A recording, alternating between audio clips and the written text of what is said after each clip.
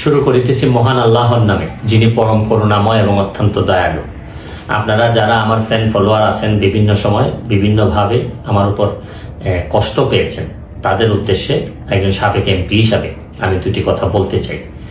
আমি আপনাদের এই সংস্কার, কোটা সংস্কার যে আন্দোলন, এই আন্দোলনে বা বৈষম্য বিরোধী ছাত্র আন্দোলন, এই আন্দোলনে কোটা সংস্কারের জন্য আমি সবসময় আপনাদের সাথে ছিলাম এবং এটাতে যারা আহত নিহত হয়েছেন তাদের পক্ষেও, এই বিচারের পক্ষেও আমি ছিলাম। কিন্তু আমার ব্যর্থতা হচ্ছে কি, আমি আপনাদেরকে বুঝাইতে পারি নাই। এটার জন্য আমি সম্পূর্ণ ব্যর্থ হয়েছি এবং আমি এই ব্যর্থ হওয়ার জন্য আমার যারা ফলোয়ার আছেন, যারা আমাকে নিয়ে প্রত্যাশা করেছেন, সবার কাছে আমি দুঃখ প্রকাশ করতেছি। আমি আপনাদেরকে আরেকটি কথা বলতে চাই।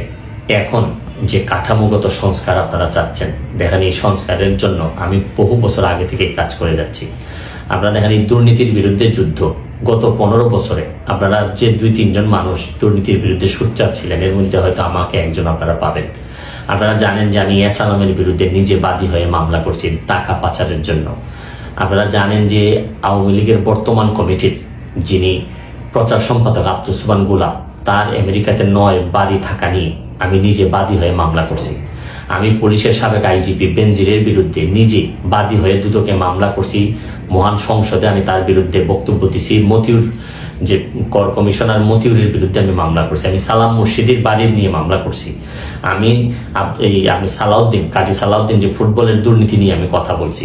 ওসি মুয়াজ্জেমের বিরুদ্ধে আমি নিজে মামলা করছি, করে তার 8 বছরের সাজা হয়েছে ডিজিটাল নিরাপত্তা আইনে।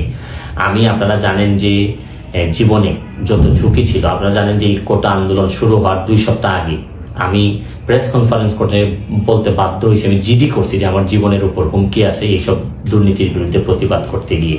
সুতরাং আমি এই যুদ্ধে সবসময় চেষ্টা করছি। এখন আপনারা যারা যে যুদ্ধ শুরু করছেন, ছাত্র জনতার নেতৃত্বে যে যুদ্ধ, এই যুদ্ধে আমি মনে করি যে দুর্নীতির বিরুদ্ধে যুদ্ধ, এই যুদ্ধে আমি আপনাদের সবসময় আমি আপনাদেরকে দোয়া করি যে আমি যতদিন আসি চেষ্টা করে যাব দুর্নীতির বিরুদ্ধে এই যে যুদ্ধ, এই যুদ্ধে সবসময় শরীর থাকার আমার জায়গা থেকে আমি চেষ্টা করব।